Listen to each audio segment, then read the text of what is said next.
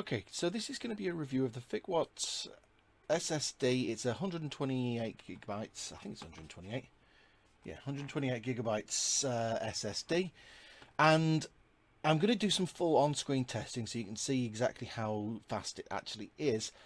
But I'm going to just start by saying, if you haven't shopped around, shop around for SSDs. Because Fikwot is not a brand name that I've ever heard of. But you can get a crucial BX500, twice the size, 240 gigabytes for £16.34 at the minute. So this is really going to have to go some, and it's only a SATA SSD. I mean, it's a 2.5-inch SSD, so I don't know how much more it can go. We'll see if it's got a DRAM and things like that, but yeah, it's going to be a challenge for it to match up to that kind of value proposition, but I'm going to be as fair as I possibly can to it. Okay, well, this is it. If you're unfamiliar with 2.5-inch SSDs, they've got a SATA or SATA connection here that will go directly to your motherboard. That's the data connection there. And then this is your power connection that'll provide it with power. These are mounting screws in case you want to mount it on something like that.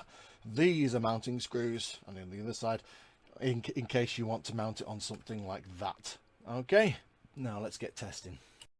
You'll be presented with something like this, where you'll need to right click on it and start a new simple volume. Okay, this is the drive that you just had. You'll notice I've got lots of drives in here. These ones are all allocated. They've all got partitions and things. This unallocated one is the one you need to start. Just click through next, next, assign it a drive letter, choose whatever you want.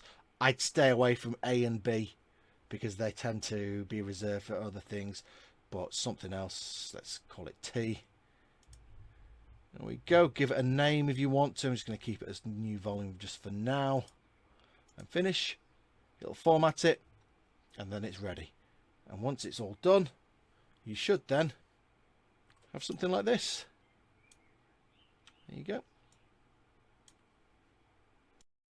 And if you're not familiar with how to initialize a disk like this, obviously if it's your boot drive, then this will be different. But if you're just installing it as an additional drive in Windows, you'll have to go onto right click on your start menu and select disk management, or open your start menu and select disk management. It'll be different in other operating systems, but once you start disk management, you'll get the option to initialize the disk, and that's really, really important.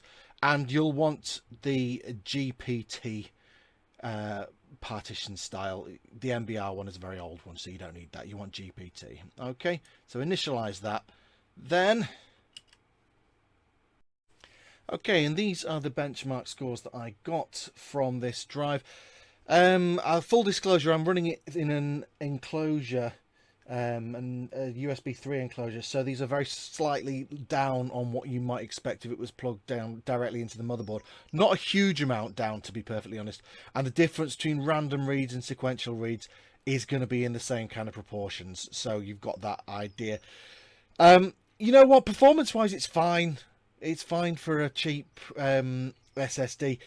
The big problem you've got is that it costs £20, and for that kind of money you can get a crucial BX500, which is DRAMless, or I would recommend going a couple of quid more and getting an MX500, a crucial MX500, which is about £26 at the minute on Amazon, twice the size, 250, and it'll give you better performance, and it's from a recognized brand.